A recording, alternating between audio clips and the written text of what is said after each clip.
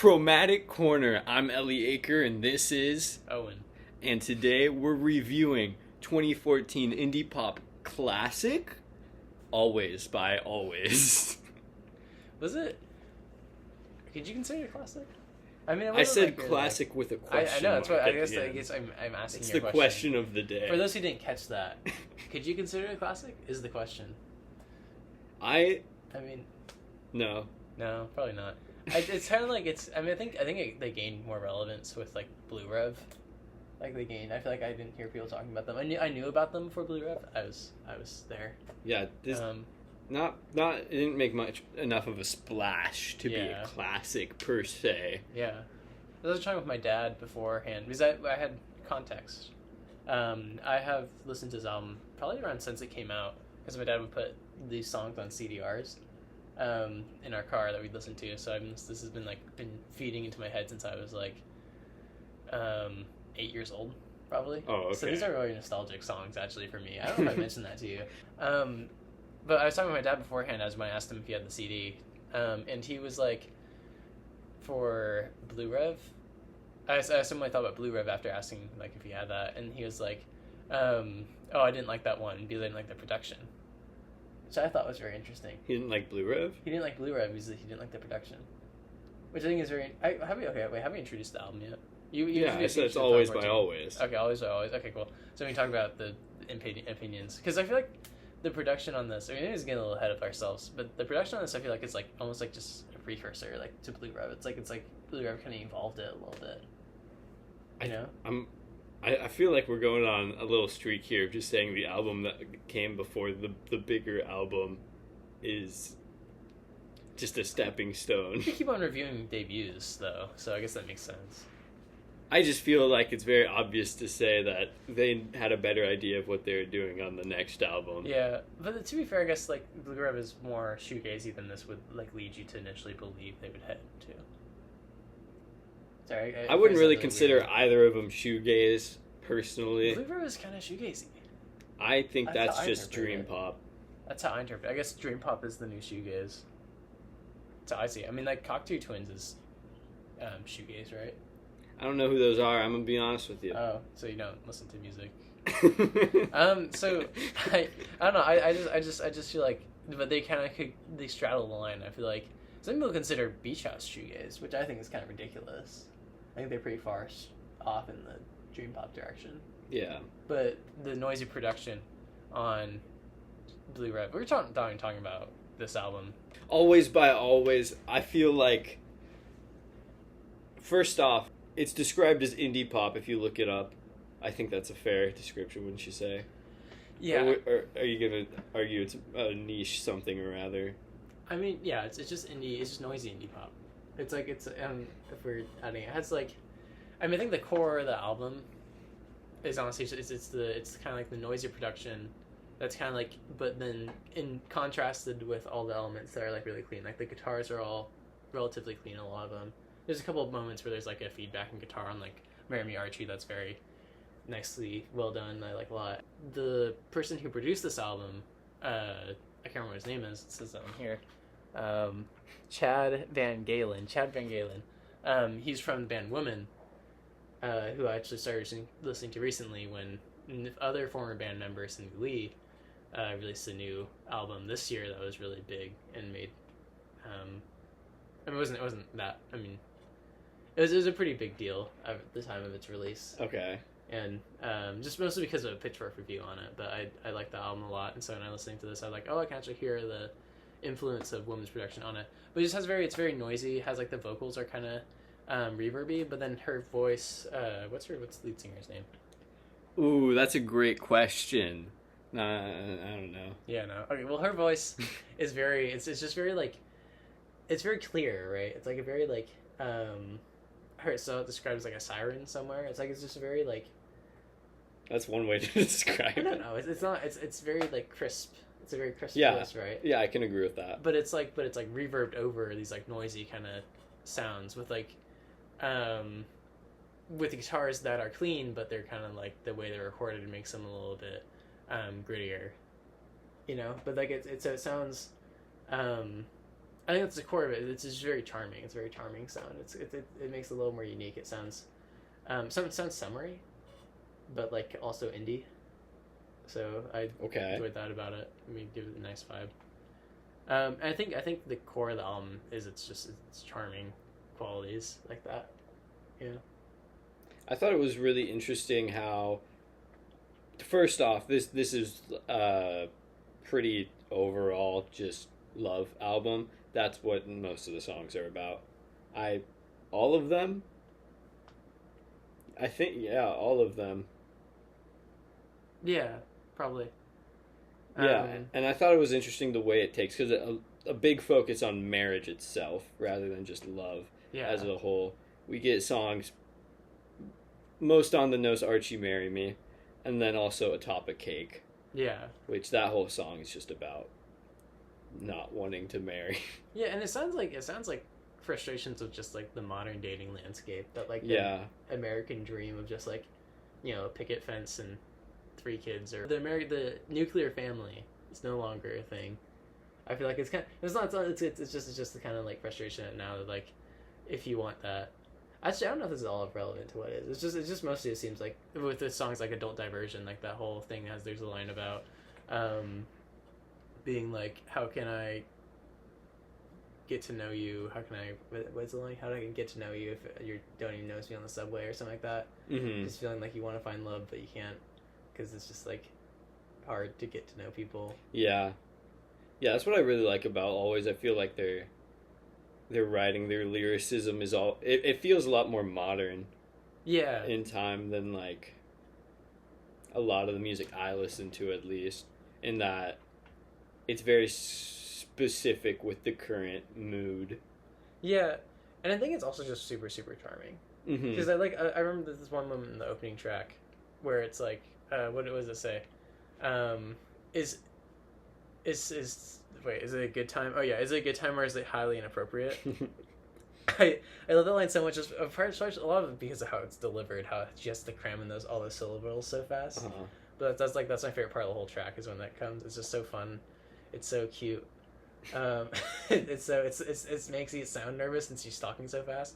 Just like how she's talking so fast, it seems like nervous, right? I don't know. And then and there's another line where it's like she makes the lines kind of wordy, like you expressed incessantly your your disgust for something, for matrimony. Matrimony, yeah. Yeah, your contempt for matrimony. It's just such a funny way to say like you don't want to get married. It's so charming, it's so cute. I think that's a lot of it. Is of this album is just those like moments of just how I don't know, how funny, how cute they are. But it's also I don't know. Do you agree, or do you? I agree with you 100% there. Yeah, I think that's a lot of the charm of Alvvays. And I mentioned like, also just like, her singing I think feeds into that a little bit, and also just how sometimes it seems kind of like almost like deadpan, but it's really like high. It's not like deadpan like Liz Phair, where it's like just kind of like delivered like, I mean not lazily, but I mean like to sound lazy, you know, or like unsatisfied or whatever. It's like she's saying it. It sounds like impassioned, but also deadpan, just in the way her vocals are. I don't know. You know what I'm talking about? I think I get what you're going to.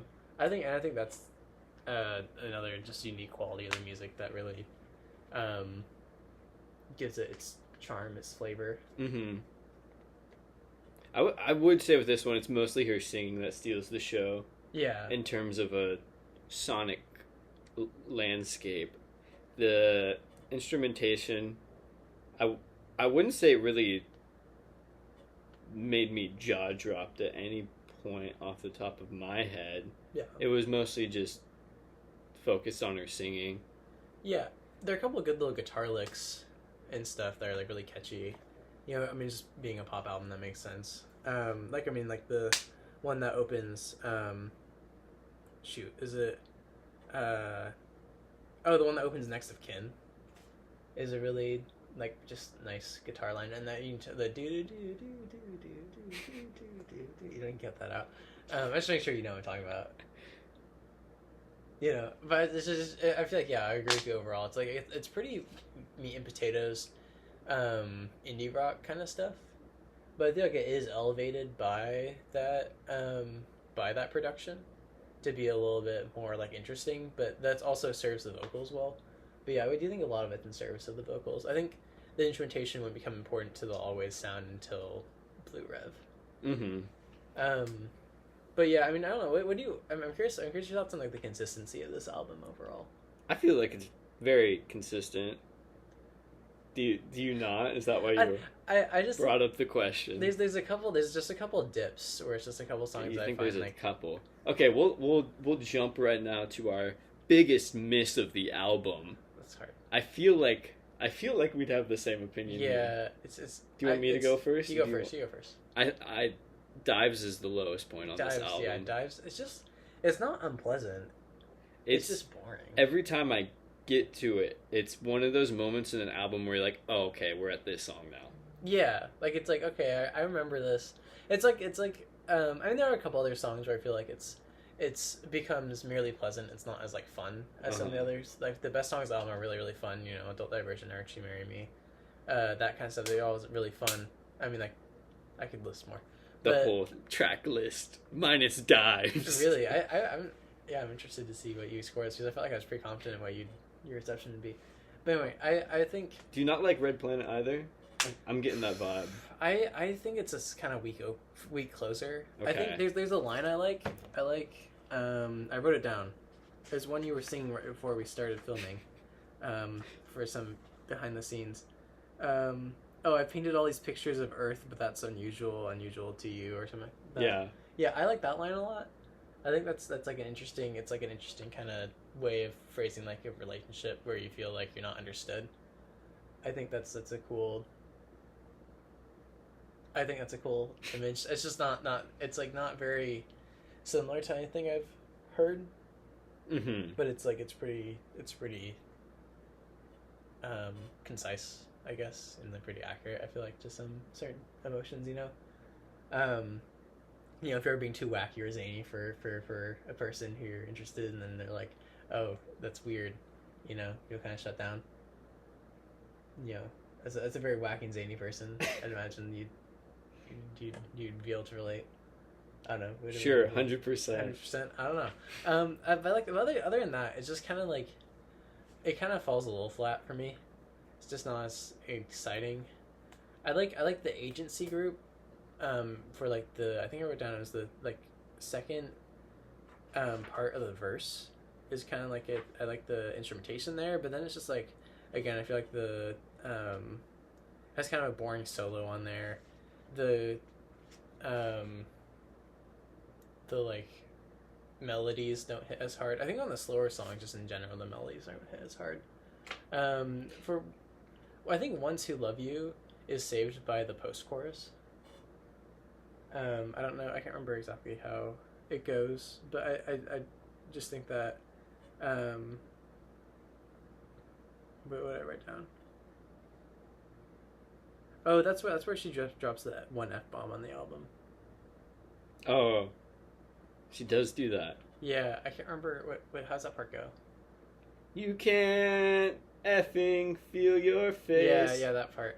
That part, I like that part a lot. Because it's like, I'm not that specific line, but just like when the ride comes in on the drums and that part of it. I like when the You're ride. Just a ride fanatic. Ride fanatic. I feel like you like always jazz. point out rides. But I like jazz, so I think that's part of it.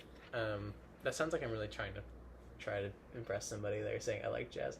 That's a very blanket statement. You can take that out.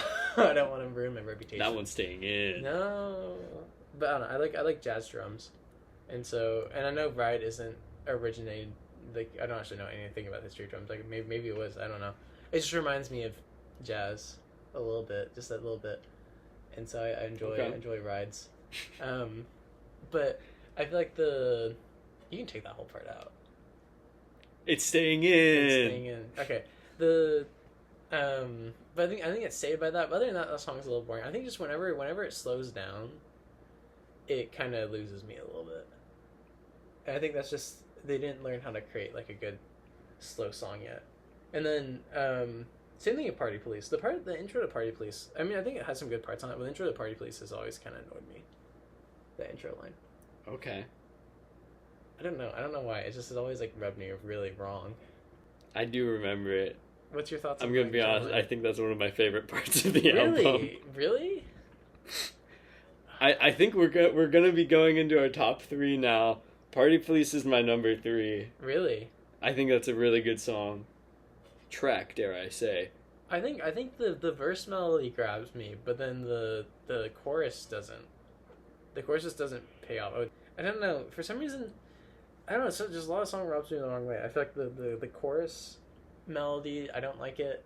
It's too jumpy. It doesn't sound effortless. It doesn't sound as effortless as some of the other melodies in the album, like on other better songs.